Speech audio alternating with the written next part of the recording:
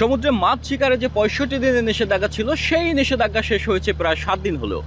ঝাঁকে ঝাঁকে এখন ইলিশ নিয়ে ফেরার কথা জেলেদের। তবে সমুদ্র উত্তাল থাকায় এবং বৈরী আবহাওয়া চলমান থাকায় সমুদ্রে মাছ শিকার ব্যাহত হচ্ছে বলে জানিয়েছেন জেলেরা। তারা অনেকেই সমুদ্রে মাছ শিকার করতে গিয়ে ফিরে এসেছেন শূন্য হাতে, আবার অনেকেই পোতাশ্রয়গুলোয় আশ্রয় নিয়েছেন। বৈরী আবহাওয়া কেটে গেলে তারা আবার সমুদ্রে মাছ শিকারে যাবেন। এবং স্থানীয় বাজারগুলোতে যে ইলিশের দেখা মিলছে সেগুলো বরগুনার যে পায়রা, বিষখালী, বলেশ্বর বড় বড় ৩টি নদী রয়েছে সেই নদীগুলো থেকে এবং সমুদ্রের কাছাকাছি এলাকা থেকে মাছ শিকার করে এনে এখানকার যে পাথরঘাটা মৎস্য অবতরণ কেন্দ্র কিংবা ফকিরহাট উপকেন্দ্র এবং বরগুনার স্থানীয় বাজারগুলোতে বিক্রি করা হচ্ছে। আজকে আমরা দেখেছি যে পাথরঘাটা মৎস্য অবতরণ কেন্দ্রে প্রতিমন ইলিশ যেগুলোর ওজন ১ কেজির উপরে সেগুলো বিক্রি করা হচ্ছে ৭০ থেকে ৭৫ হাজার টাকা, আর ১ কেজি ওজনের ইলিশগুলো বিক্রি করা হচ্ছে ৬৭ থেকে ৬৮ হাজার টাকা, এবং ৭০০ গ্রামের ইলিশগুলো বিক্রি করা হচ্ছে ৫৮ থেকে ৫৯ হাজার টাকা দরে। এবং আমরা দেখেছি যে প্রতিমন ইলিশের দাম, যেখানে সমুদ্রের ইলিশগুলোর থেকে নদীর ইলিশগুলোর দাম প্রতি মনে কিন্তু ৮ থেকে ১০ হাজার টাকা